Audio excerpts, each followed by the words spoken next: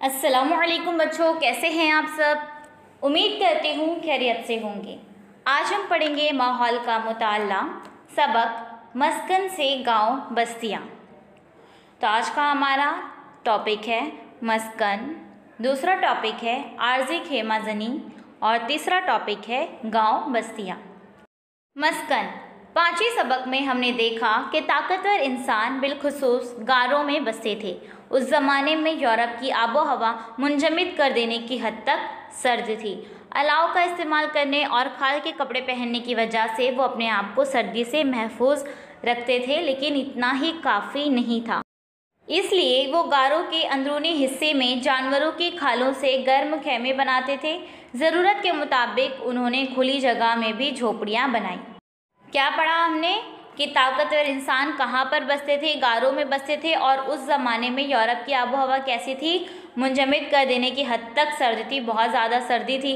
तो अलाव का जो इस्तेमाल करते थे, खाल के कपड़े पहनते थे, इसकी वजह से वो अपने आप को सर्दी से महफूज रख लेते थे, लेकिन इतना काफ़ी नहीं था। तो इसके लिए वो क्या करते थे, गारों के अंदरूनी हिस्से में, यानी कि गार के अंदरूनी हिस्से में अंदर की तरफ, वहाँ पर क्या करते थे, जानवरों की खालों से गर्म खेमे बनाते थे। जानवरों की खालों से तो वो गर्म खेमे बनाते थे और ज़रूरत के मुताबिक वो खुली जगह पर भी झोपड़ियाँ बनाए थे।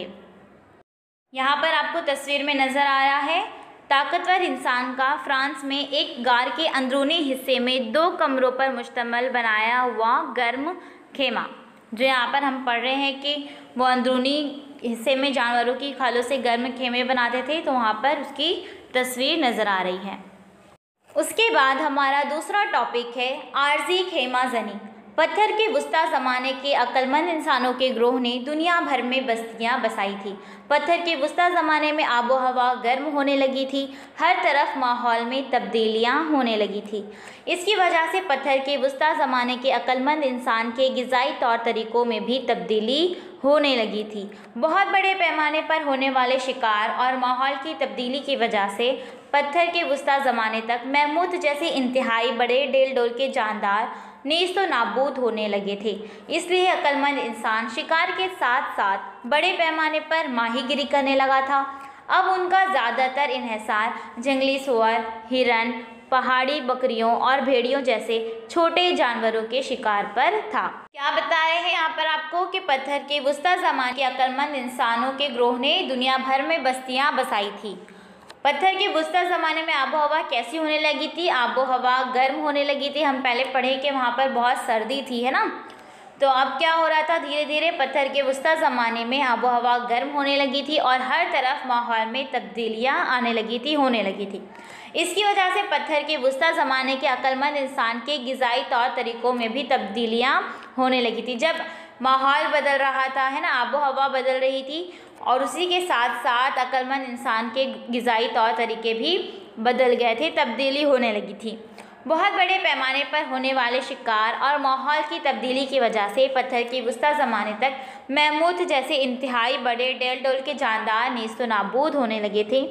इसलिए अक्लमंद इंसान शिकार के साथ साथ बड़े पैमाने पर क्या करने लगा था, माहीगिरी करने लगा था। और अब उनका इन्हिसार किस पर था, जैसे जंगली सूअर है, बकरियां हैं, पहाड़ी बकरियां हैं, भेड़िए जैसे छोटे छोटे जानवरों पर था।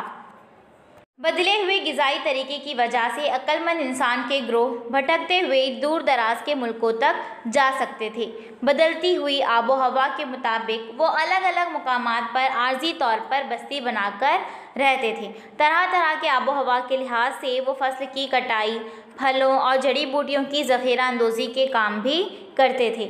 मछलियाँ किस मौसम में बाफ़रात दस्तयाब होंगी, उसकी मालूमात हासिल करके वो मौके से फ़ायदा उठाया करते थे। किस मुकाम पर ज़्यादा शिकार मिलेगा, उसका वो मुशाहिदा करते थे। इन वजूह के बिना पर वो एक मुकाम पर लंबे अरसे तक क़याम करते थे। जंगल के दरख्तों की कटाई से खाली होने वाली जगहों पर आर्जी तौर पर खेमे नस्ब करते थे। क्या बताया जा रहा है कि जो अक्लमंद इंसान थे वो दूर दराज के मुल्कों तक पहुंच जाते थे भटकते हुए। फिर बदली हुई आबो हवा के मुताबिक वो अलग अलग मुकामात पर आर्जी तौर पर बस्ती बनाकर रहते थे। तरह तरह के आबो हवा के लिहाज से वो फसल की कटाई करते थे, फलों और जड़ी बूटियों की ज़ख़ीरा अंदोज़ी के काम भी वो करते थे। और मछलियाँ किस मौसम में ज़्यादा दस्तयाब होंगी, उसकी मालूमात हासिल करके वो मौके से फ़ायदा उठाते थे। किस मुकाम पर ज़्यादा शिकार मिलेगा इसका वो मुशाहिदा पहले ही करते थे और इन सारी वजूहात की बिना पर वो किसी एक मुकाम पर लंबे अरसे तक क़याम करते थे। जंगल के दरख्तों की कटाई से खाली होने वाली जो जगह होती थी, जहाँ जंगल के दरख्त की कटाई हो जाती थी तो वो जगह बाद में खाली हो जाती थी, तो उन्हीं जगहों पर आर्जी तौर पर खेमे नस्ब करते थे और वहाँ पर रहने लगते थे। उसके बाद हमारा टॉपिक है गांव बस्तियाँ।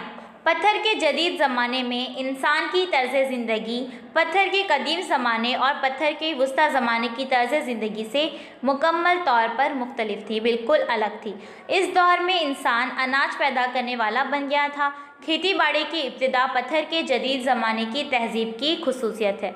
शिकार की तलाश में और फल कंद जड़ें जमा करने के लिए मुसलसल भटकते रहना ज़रूरी होता है, लेकिन तवील अरसे तक के लिए काफ़ी होने वाले अनाज का इंतज़ाम खेती बाड़ी के ज़रिए मुमकिन हो गया। इसलिए उस दौर में मुस्तकिल तौर पर शिकार करने की ज़रूरत बाकी नहीं रही। इस वजह से मुसलसल भटकने की ज़रूरत भी नहीं रही। इसके अलावा खेती बाड़ी के कामों की नौइयत की वजह से उन्हें एक ही मुकाम पर रहना ज़रूरी हो गया। इसलिए मुस्तकिल नौइयत के गाँव बस्तियाँ कायम करके इंसानों की कई नस्लें एक ही मुकाम पर मुस्तकिल तौर पर रहने लगी। उस पत्थर के जदीद ज़माने के गांव बस्तियों के समाजी इत्तेहाद और तहज़ीब के मुख्तलिफ़ पहलुओं के बारे में हम अगले सबक में मालूमात हासिल करेंगे। अब यहाँ पर आपको क्या बताया जा रहा है कि पत्थर के जदीद ज़माने में इंसान की तर्ज़ ज़िंदगी पत्थर के कदीम ज़माने और पत्थर के वस्ता ज़माने की तर्ज़ ज़िंदगी से मुकम्मल तौर पर मुख्तलिफ थी, यानी बहुत ही अलग थी। उस दौर में इंसान अनाज पैदा करने वाला बन गया था, क्योंकि पहले क्या करता था, वो जानवरों का शिकार करता था, और इस दौर में इंसान अनाज पैदा करने वाला बन गया था और खेती बाड़ी की इब्तिदा पत्थर के जदीद ज़माने की तहज़ीब की खुसूसियत है। शिकार की तलाश में और फल कंद जड़ें जमा करने के लिए मुसलसल भटकते रहना ज़रूरी होता है, लेकिन तवील अरसे तक के लिए काफ़ी होने वाले अनाज का इंतज़ाम खेती बाड़ी के ज़रिए मुमकिन हो गया। इसलिए उस दौर में मुस्तकिल तौर पर शिकार करने की ज़रूरत बाकी नहीं रही थी और इस वजह से मुसलसल भटकने की भी ज़रूरत नहीं थी। तो इसके अलावा खेती बाड़ी के कामों की नौइयत की वजह से उन्हें एक ही मुकाम पर रहना ज़रूरी हो गया, क्योंकि वो जहाँ जहाँ जाएंगे खेत को तो लेकर जा नहीं सकते, तो इसके लिए क्या हो गया कि उनका एक ही जगह पर रहना ज़रूरी हो गया। और इस तरह फिर गांव बस्तियाँ कायम करके इंसानों की कई नस्लें एक ही मुकाम पर मुस्तकिल तौर पर रहने लगी। इस पत्थर के जदीद ज़माने के गांव बस्तियों के समाजी इत्तेहाद और तहज़ीब के मुख्तलिफ़ पहलुओं के बारे में हम अगले सबक में मालूमात हासिल करेंगे। बच्चों, यहाँ पर आपको तस्वीर नज़र आ रही है। ये तस्वीर किसकी है? पत्थर के वस्ता ज़माने में आर्जी खेमा ज़नी की ख्याली तस्वीर। हमने अभी पढ़ा कि आर्जी खेमा ज़नी, तो पत्थर के वस्ता ज़माने में जो इंसान थे, ताकतवर इंसान थे, वो क्या करते थे? खेमा नस्ब करते थे, लेकिन आर्जी तौर पर नस्ब करते थे। तो उसकी एक ख्याली तस्वीर यहाँ पर आपको दिखाई जा रही है। उसके बाद दूसरी तस्वीर है पत्थर के जदीद ज़माने की बस्ती की ख्याली तस्वीर। जो हमने अभी पढ़ा कि पत्थर के जदीद ज़माने में वो लोग बस्तियां बसाने लगे, क्योंकि वो खेती बाड़ी करने लगे थे और खेती बाड़ी करने की वजह से उनका एक ही मुकाम पर रहना ज़रूरी हो गया था। तो फिर वो बस्तियां बसने लगी, गांव बसने लगे। तो पत्थर के जदीद ज़माने की बस्ती की एक ख्याली तस्वीर आपको दिखाई जा रही है। तो उम्मीद करती हूँ बच्चों कि आप सबको ये सबक अच्छी तरह से समझ में आ गया होगा। जल्द ही मिलेंगे एक नए वीडियो के साथ। अल्लाह हाफिज़ बच्चों। Please subscribe the channel and press the bell icon.